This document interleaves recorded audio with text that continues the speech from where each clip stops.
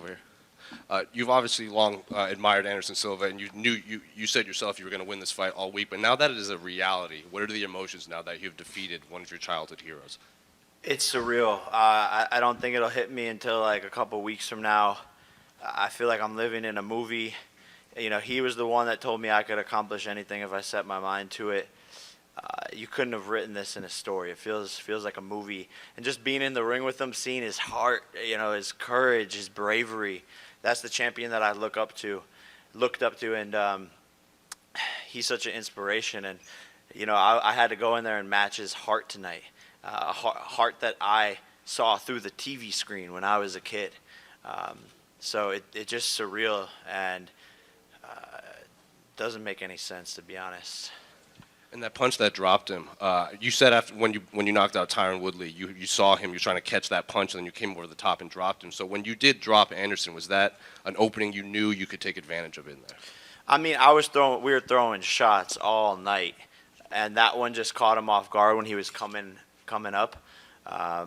So really, like, we were just throwing, and he was taking harder shots than that. That wasn't even the hardest punch of the night. It was obviously just the timing. I was just surprised by his toughness because I was dropping sparring partners all camp with those shots to the body and shots to the head. He's built different. You know, the guy's fought through broken bones and all sorts of stuff. So to beat someone like that, you got to dig deep, and that's what I did tonight. Hey Jake, Penny Buffington from MMA Fight Coverage. I'm trying to come up with the words to express how impressed I am with you. Absolutely amazing what you have done coming from the YouTube days, and now we're on Showtime Sports. The whole entire event is because of you, Jake Paul, and I'm beyond impressed with that. I'm kind of picturing what it's like for you to choose your next opponent. It's like the Jake Paul lottery. Who's going to win next? Who gets to fight you? Are you bombarded with requests to fight? And how do you handle that? How do you go through that list of... Yeah, look, I think this fight did two things. It'll make a much higher level people want to fight me, and it'll make the ones who are already scared, you know, like we saw earlier this year, they're not going to want to fight me. So we'll see.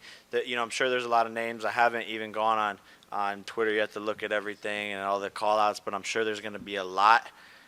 And it's back to the drawing board, and we'll see who it is. But, you know, Nate Diaz was here acting like a bitch.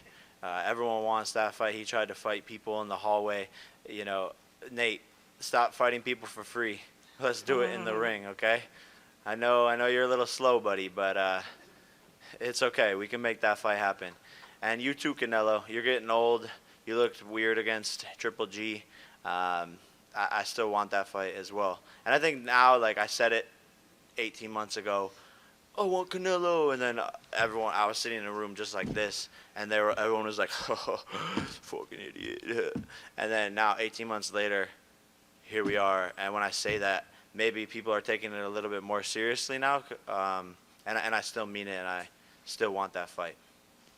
Are you the one that strictly makes those decisions? Are you the one that's actually powering through those requests and choosing?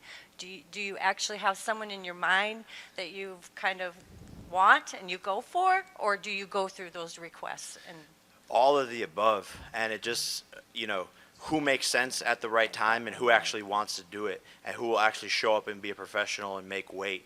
But it is who I want, you know.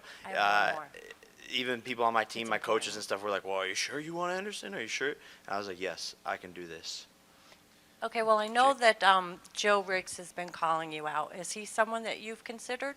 I don't know who the fuck that is. I was afraid you were going to say that, which I find kind of funny, because anyone who knows Anderson Silva definitely knows who Joe Riggs is, and he's local. So, I mean, I just think that would be a perfect matchup for you, and I hope it's something that you'll consider. Thank you.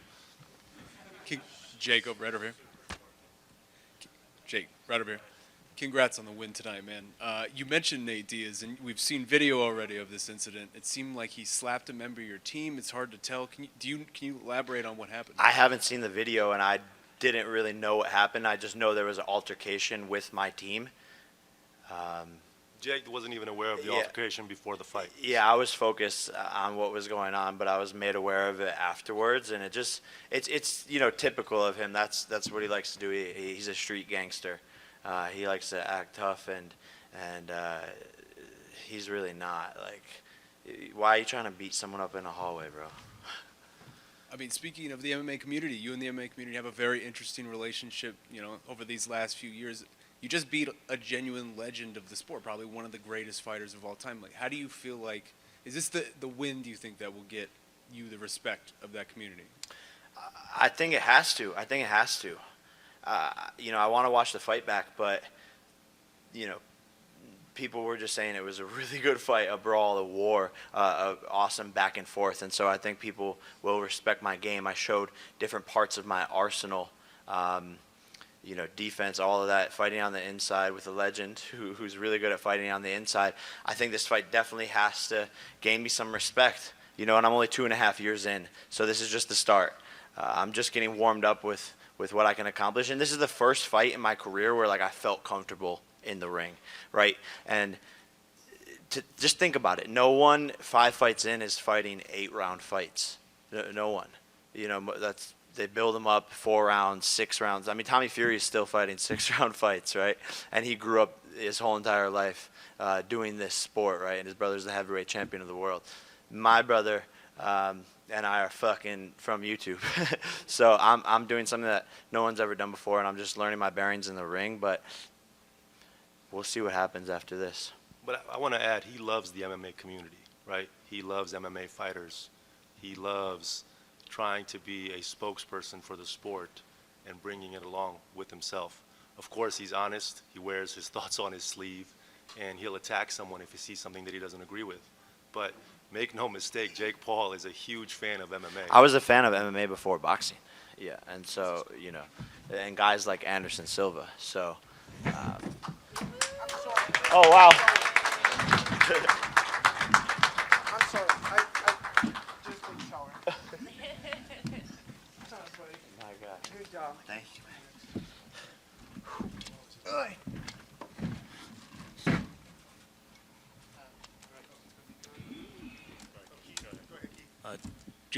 Keith Heidig from BoxingScene.com. Congratulations.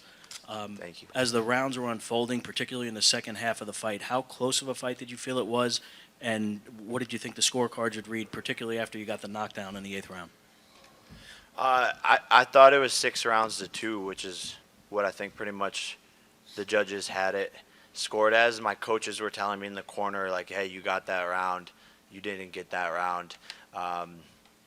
So, yeah, I mean, it was tough all the way throughout. A couple close rounds, and I knew I just had to keep on working and working and working. But after I got the knockdown, yeah, and I knew that I had it in the bag. Hey Jake, Ben Davis from MMA Island. Congrats on the win. Deji expressed how impressed he was with your skills. No interest in KSI at this time? Man, bro, he won't fight me, especially after this fight. Like, guy needs to keep on playing FIFA and making shitty rap music. I don't really know what the guy does. He's fighting bums, trash cans. I'm trying to become a world champion, and he's just like, I don't know what the fuck that kid's doing. Jake right here, over here, Chris. Do you feel like this fight? I've asked you this before, but with Anderson's age and him being in the 3rd fight since he retired, I know you mentioned it in the ring, but do you feel like this is moving you closer to that boxing legitimacy? And you say you feel like a world champion. Do you think this fight moves you closer to getting to that point confidently? For sure. When you get 8 hard rounds with a legend like Anderson Silva, it's just really good experience under the belt, right? And he just beat a former world champion, Julio Cesar Chavez Jr. He beat him 8 rounds to 0, so he schooled the former world champion. So this definitely moves me in that direction, and this guy is insanely tough, insanely tough. So it's just great experience under my belt, and like I said, it's only been 2.5 years, so who knows what I can accomplish. I know, but I'll show you guys. Jake, two more for Jake, and then we'll let Anderson have the floor. Jake, right here. Andreas from Sporting News. The MMA community may love you, but do you have a message for Dana White? Because he was very critical of you taking this particular fight with Anderson Silva. Dana? Dana? Dana? Bro, you said I wouldn't do this, and I did it, and with flying colors. But, he's in hiding. He's trying to do everything he can to stop my run, to sabotage my fights. He hates me. He hates me. He hates what I'm doing. He hates I'm exposing his business. And now, we're going to band together and create a United Fighters Association to help UFC fighters, all MMA fighters, and boxers to get more fighter pay, long-term health care. And that's a big, big undertaking that I've been wanting to do for the whole entire time of my career since I met Nikisa. I said it to him on the first day. I want to make a fighters union. So, man, Dana White can suck this dick. Jake, sorry, Jake, Michelle Joy Phelps with Behind the Gloves, right back here, sorry. When you first started, obviously you started fighting other YouTubers. They still seem to be looming, as in like wanting to still call you out. There have been various names that have been mentioned, even from yourself. But as you're trying to edge towards, like you said, being a world champion, is that sort of becoming further and further away from you in making those type of fights as opposed to continuing to fight other combat fighters? Yeah, no, for sure. I don't think any of the influencers will fight me or want to fight me. I've said that since, a year ago, but especially now. And, if someone makes sense, like a big name in the space, then maybe we can do something. But I want to fight big names. I want to fight boxers. I want to fight anyone who's going to give me a challenge where fans will be like, I don't know who's going to win this fight. Those are the fights I like to make, and that was exactly what we did here. I think the fight could have gone either way. There was ways where he could win, and there's ways where I could win. Hey Jake, right over here. Yep. I just have to ask because your brother was here, Logan. What did he tell you, and what are you going to tell him for his Roman Reigns WWE fight? Did you inspire each other from tonight? Yeah, man, he gave me a speech in the locker room. I love that man so much, and he just put it all in perspective as to what we are accomplishing together. And it's so amazing to have a partner in crime. The kid's a genius. He's such a kind person. I look up to him. He makes me a better person. He inspires me every day. And I can't believe next weekend he's going to take on another massive, massive name in combat sports in the WWE Championship. It's surreal what we're building. I think we might be the new Kardashians. Hey, but who's going to... Never mind. Jake, real quick. You have got your hat, you have got your cheeks. What do you have for Anderson Silva? Really quick. I got respect for him. Thank you, brother. Guys, let's get a hug together. Good job. Good job. All right. Thank you, guys.